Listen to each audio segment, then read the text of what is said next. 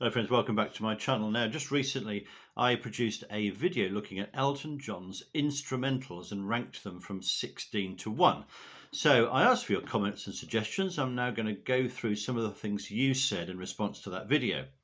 And I have two more instrumentals to add to my list, and I'll be talking about where I will place those in the rankings. Just a reminder of my top three. I had Out of the Blue from Blue Moves at number 3, Song for Guy at number 2, Funeral for a Friend at number 1. And a slight correction to my last video, I kept referring to the album Oceans Away, which of course doesn't exist. I should have been saying The Diving Board. I don't know what was going on there. Anyway, Beth has written in to say that she agrees with my top selections, but has suggested one that wasn't on the list. Now, a number of people suggested this one. It's called Basque. It's an instrumental that Elton wrote, but was performed by James Galway, the well-known flautist. So I've given this a listen. It also exists as a very short piano demo. So what do we make of this track? So we have a kind of a mournful, musical, reflective melody that Elton's come up with here. Sounds especially good on the flute, doesn't it? To me, it evokes perhaps a film soundtrack melody, something in the romantic genre, somebody looking back, reflecting on something. Anyway, it's a very pleasant piece of music. Would have sat very comfortably, I think, on the Fox, that sort of era. We think of a Carla Etude on there, we think of Tonight. It's very much in that sort of mode. So a nice discovery, this one, and many thanks for sending it in. I'm going to rate it as fairly good and give it 5 marks. Now I've added that to my Elton John Instrumentals playlist, which I'll link below, so you get all the suggestions there. All you got to do is click on it and listen through. Now Rob also wrote in talking about Basque, this instrumental from the early 80s. While Elton never released it himself, James Galway recorded it in 1991, leading to this award. It does merit a place on the list. Because it was written by Elton. So I've either used instrumentals that he wrote or which he played on. Those are kind of my parameters. And we allowed 1 or 2 words in there, maybe the odd phrase.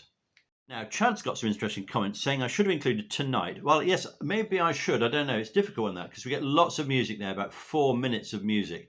But then it moves into the vocal section, which is very much a song in its own right, but based on the instrumental that comes before. So it's all part of the same one. Difficult one, isn't it? I think if I had included it, it would have been in the top 5 or 6 because it's a fantastic piece of music, Tonight, and works well as an instrumental or as a vocal. Also, One Horse Town has got an instrumental side to that one, hasn't it? Before we actually come in with the whole of Tonight.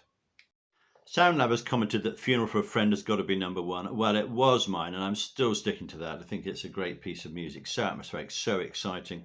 MJ also sings that Funeral for a Friend, Song for Guy, and The Man Who Never Died, which was Elton's tribute to John Lennon, one of his 2 tributes to John Lennon, and very much in the manner of the mood of Song for Guy, I think, in its structure. Now, Boston Bobby has written in talking about the intro to the studio version of 60 Years On. And again, I could have considered this as well. Paul Buckmaster apparently used some of the string arrangement from another composer on this. And originally it wasn't going to go onto the track. He was experimenting about it where it was recording and it actually made its way on, somewhat accidentally, onto 60 Years On. It is an unusual piece of music that I've got to say I don't find it particularly pleasant. And it's not something I want to listen to repeatedly. Quite like the song 60 Years On, very atmospheric song, very moody and reflective, but I'm not sure I quite like that. Accomplished piece of music, obviously, but I don't think that would have been in my top 10, to be honest. But thanks for the comments. Now, Mario, again, suggesting The Man Who Never Died. That's a popular choice. Earn While You Learn. It's a great fun piece, isn't it? Lots of things going on there. It's a jolly sort of tune, makes you smile, a nice bit of fun. And Reverie in Song for Guy, maybe the only instance, unless you prove me wrong, of Elton putting 2 instrumental tracks together on one of his studio albums. Dream number 3, Funeral for a Friend, Carla Etude and Fanfare. I've immediately, of course, contradicted myself because if we see those as separate, then you could say that's the same thing, Carla Etude and Fanfare. And Tactics as well is a choice and sort of left field choice from Mario there. Now, Lawrence has sent in a comment about your star to 4. And of course, Caleb Quay is credited as the sole writer on that. So is this an Elton instrumental? Well, I'm hoping that Elton is playing somewhere on there. I think he is. So it would count in my criteria, although it's a great piece of music written by Caleb Quay, of course. Now, Coopmaster is raising a point about the words on Song for Guy. Now, this has already been a bit of a debate over this because I don't think we get the words actually on the LP itself for that instrumental. Does he say, life, is it everything? Life isn't everything? Or as Coopmaster suggests, life, isn't it worth living? I'm not sure about that one, but the first two certainly not quite clear what he's saying. I don't suppose it really matters because the sentiment's the same, but it's interesting as to what Elton was intending there. Now, I just want to mention Mario, who's written in. This is a different Mario. Is suggesting the song 60 from the Panau versus Elton John album Good Morning to the Night. Now, I don't know much about this album, but having listened to the extract now that Mario suggested, I'm going to be listening to it more. I might even be getting this album. Because what they've done is they've taken the original tapes, as I understand, from the 1970s, handed them over to Panau, if I'm saying that right, who was given kind of free rein to remix them. Now, the one he's suggesting is 60, which is based on aspects of 60 Years On. And it's a pretty interesting track, actually. I've included it on my playlist, so you can have a listen to it. I like what's been done there. Of course, it is instrumental. Whether it qualifies as a Elton instrumental, I don't know. But if it does, then presumably it brings in all the other tracks from that album as well that we'll have to listen to. So I might just treat that as a separate project. Have a listen to those and maybe do some feedback on the whole thing. Mario's saying the album did reach #1. It's got 8 songs on it there, and including the track Phoenix, which uses bits from 9 different songs.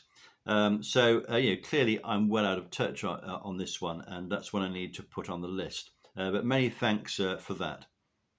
Of course, there's a link there, isn't there, with Cold Heart with Dua Lipa, which was also a Panau remix. I might even be saying that wrong. Apologies if I am. So many thanks for your comments on the instrumentals. It's an interesting side of Elton's musical work, isn't it? And I think there is scope here for an instrumentals album, actually.